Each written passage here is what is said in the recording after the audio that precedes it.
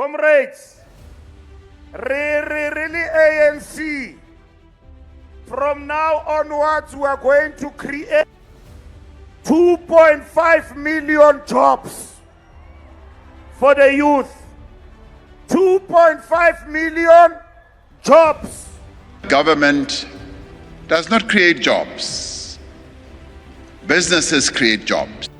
When a president is accused of saving big business over the people, and the evidence is glaring, can we still call it democracy? Representatives of big business always rally to protect Ramaphosa, and he is loved more by white monopoly capital than by his own people. Let's explore the deeper questions surrounding Cyril Ramaphosa's leadership. Greetings, my fellow brothers and sisters. I'm Kondos from Inkarhi Its Time. In the wake of recent political turmoil, Ramaphosa's leadership is under fire.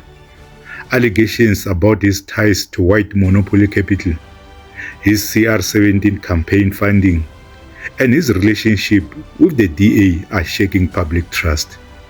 Is Ramaphosa really working for the marginalized masses, or is he just a front for big business interests? Let's break it down. Former apartheid president F.W. de Klerk expressed his delight when Ramaphosa became ANC president. This clip of his joy is telling. I'm extremely fortunate that Cyril Ramaphosa emerged as leader of the ANC at Nazareth in December 2017 and not the candidate of the Zumas. I believe, ladies and gentlemen, that Cyril Ramaphosa is sincere in his efforts to restore the integrity of state institutions and the state-owned enterprises after many of them were captured by his predecessor and the Gupta cronies. Peg Bota's son was reportedly emotional during Ramaphosa's election, sparking questions about why figures associated with apartheid-era politics were so supportive. Thank you to the ANC for electing Mr. Ramaphosa. You've got no idea. You've got no idea how important that is for this country's future. And my dad realized that. Close to his death, he was a happy man because of this monumental event in our history. Because I can guarantee you that most South Africans have a lot more hope for the future than they had exactly a year ago. The CR17 campaign funding remains sealed by court order, raising concerns about transparency. If Ramaphosa ran on a platform of openness, why are these documents hidden? Critics argue that Ramaphosa serves the interests of big business rather than the marginalized masses. His shallow claims of working for the poor are contradicted by his alleged reliance on white monopoly capital and his perceived alliance with the DA. And most of the business community really wanted us to do one thing, and that was to prop up Cyril Ramaphosa and protect him from the EFF and the MK. That's what they wanted us to do. With leaders like Helen Zille and John Steenhuisen openly claiming sway over government decisions, Ramaphosa's independence is questioned. The late Tito Mbowen's remarks that the DA is the ruling party and Ramaphosa is just a front echoes this sentiment. And therefore, this is actually not a government of national unity at all.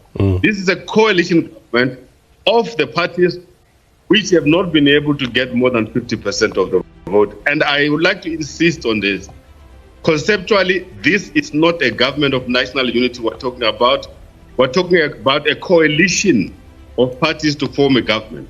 I want to emphasize once again that conceptually, we're not dealing with a government of national unity here. We're dealing with a coalition of parties to try and form a government.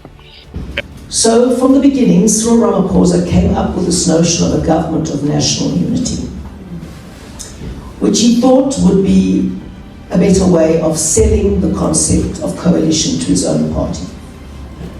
Now, this of course is not a government of national unity, because a government of national unity brings all parties together, which would have had to include the EFF and the MK party, which it did not.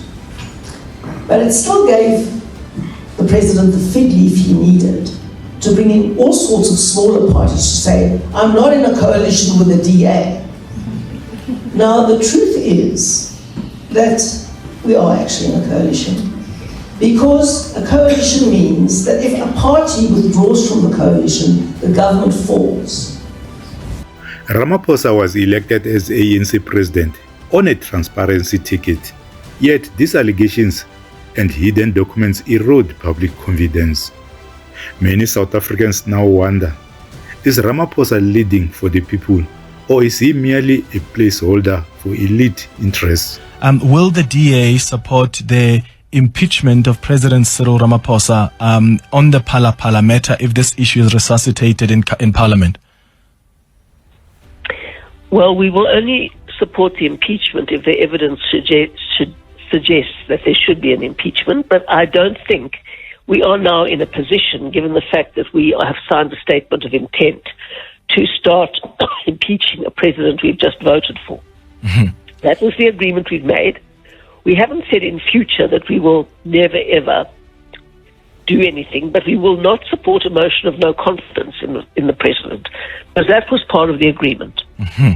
We said we will not support a motion of no confidence in him, and that is definitely part of the agreement.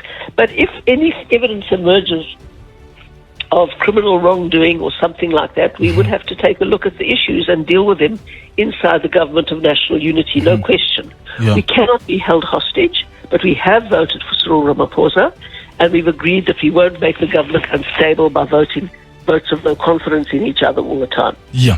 Ramaphosa's presidency is at a critical juncture. Allegations about his ties to white monopoly capital, hidden campaign funding, and perceived alliance with the DA cast a shadow over his leadership. Can he rise above these accusations and prove he's working for the people? Or will history see him as a front for big business? What's your take on Ramaphosa's leadership? Do you believe he's working for the marginalized masses, or is he serving elite interests? Share your thoughts in the comments below. Don't forget to like, share, and subscribe to Inkarhi Its Time for more hard-hitting political analysis. Let's uncover the truth together. Thank you for watching, and take care.